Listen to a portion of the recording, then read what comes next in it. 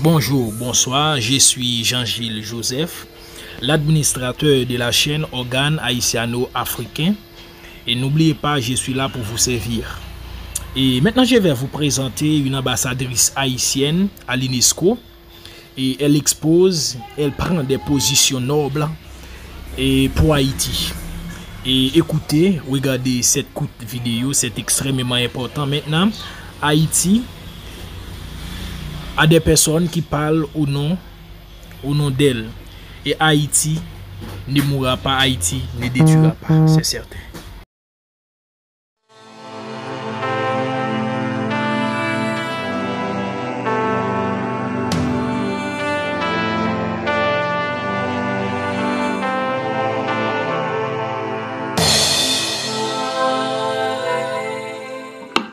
Je vous remercie et j'aimerais donner la parole maintenant à son Excellence, Madame Dominique Dupuis, représentante au Conseil et ambassadrice et déléguée permanente auprès de l'UNESCO. Vous avez la parole, Madame. Madame la Présidente du Conseil exécutif, Madame la Présidente de la Conférence générale, Madame la Directrice générale. Excellences, chers collègues, durant ce débat général, nous sommes invités à bâtir nos interventions autour des points à l'ordre du jour de cette 219e session du Conseil exécutif. Mais vous comprendrez que dans cette maison de l'UNESCO dont le mandat est la construction de la paix, il me serait aujourd'hui impossible d'échanger sur les technicités du C5 alors que tous les outils nécessaires à cette paix subissent chez moi un assaut sans précédent.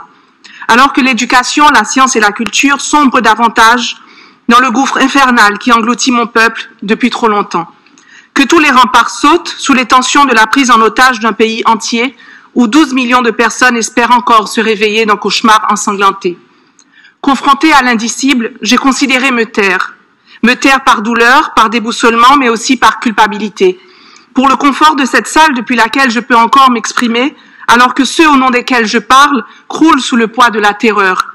Me taire par colère pour mon pays que certains semblent déjà imaginer ne plus exister.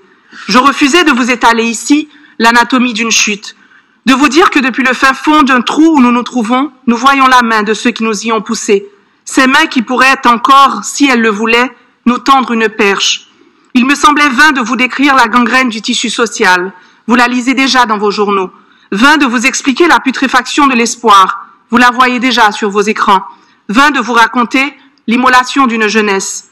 Je refusais d'alimenter l'algorithme qui décide des priorités de l'aide internationale, de prendre part aux funestes enchères de la pitié, de participer à l'encan de la crise la plus grave, de faire concurrence à celui qui comptera le plus de morts, qui criera le plus fort son angoisse, qui articulera le mieux cette faim qui ronge le corps et l'âme de plus de 5 millions de personnes, dont la majorité sont des enfants. Je refusais de vous dire qu'une capitale se transforme en tombeau béant et que, comme moi, tous mes concitoyens sentent leurs tripes s'extirper de leur corps, zombifiés par l'effroi. Que nous perdons tous, minute après minute, dans cette descente vertigineuse vers un inconnu effrayant. Nous perdons tous, mais certains perdent davantage. Certains perdent tout. Leur maison, leurs repères, leur vie. Certains n'avaient déjà rien et se retrouvent anéantis, morts vivants, face à cette nouvelle secousse psychique, face à la réplique de trop, depuis le temps que la terre tremble chez moi. Que cette guerre, ce fratricide n'est pourtant pas que notre plaie, mais celle du monde entier. Que mon pays se retrouve à la croisée d'enjeux planétaires, tant humanitaires, climatiques que sociopolitiques. Un avant-théâtre d'un effondrement qui nous implique tous. Oui, il aurait peut-être mieux valu se taire aujourd'hui. Vous avouez que je n'ai ni primeur à partager, ni potion magique à vanter. Laissez libre cours à vos débats et me terrer dans un coin, fermer les yeux, serrer les poings et attendre. Espérer que l'orage passe, que les monstres s'évaporent. Si seulement je n'avais pas eu à consulter récemment les archives de l'UNESCO, si seulement je n'avais pas eu la preuve tangible entre les mains que ce qui se dit ici s'inscrit dans des annales qui nous transcendent. Une histoire destinée aux hommes et aux femmes de demain qui nous jugeront, tant sur ce que nous avons dit, sur ce que nous avons fait, que sur nos silences. Une histoire qui viendra soit nous saluer, soit nous hanter.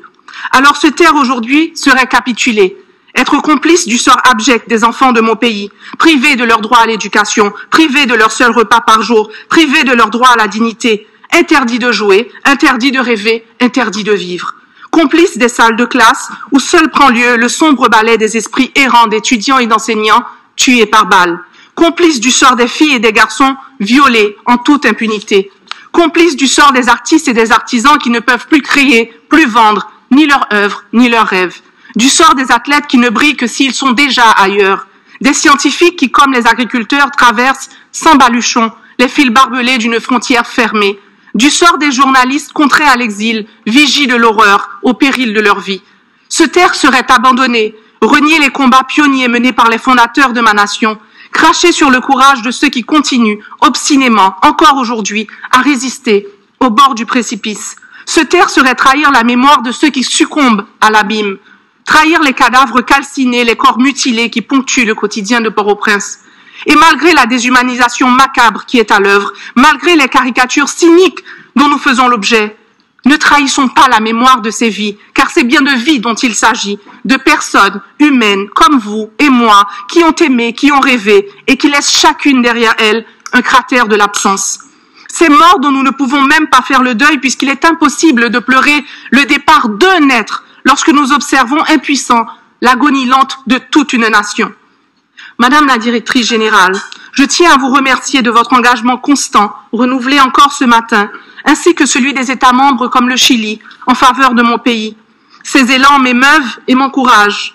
Chers collègues, je fais donc le pari de ne pas me taire, ni aujourd'hui ni demain, parce qu'il faut quelque part que l'on prenne acte et que l'on se souvienne qu'il existe encore un pays, habité d'êtres humains, assoiffés de paix et d'avenir, qui ont eux aussi le droit à l'éducation, le droit de préserver et d'exprimer leur culture, le droit de vivre. Je vous raconterai ce pays qui peut, qui veut et qui va renaître. Cette terre de Dessalines, de Catherine Flon, de Suzanne Comer-Sylvain. Cette terre de la soupe Jomou, de la cassave et du compas. Cette terre du KPK. Dans cette longue nuit, je vous raconterai une Haïti pleine de lumière. Car dans le clair-obscur de notre parcours, nous avons su transformer les spectres de l'oppression en oiseaux de la liberté. Merci, merci en pile, Aïbobo.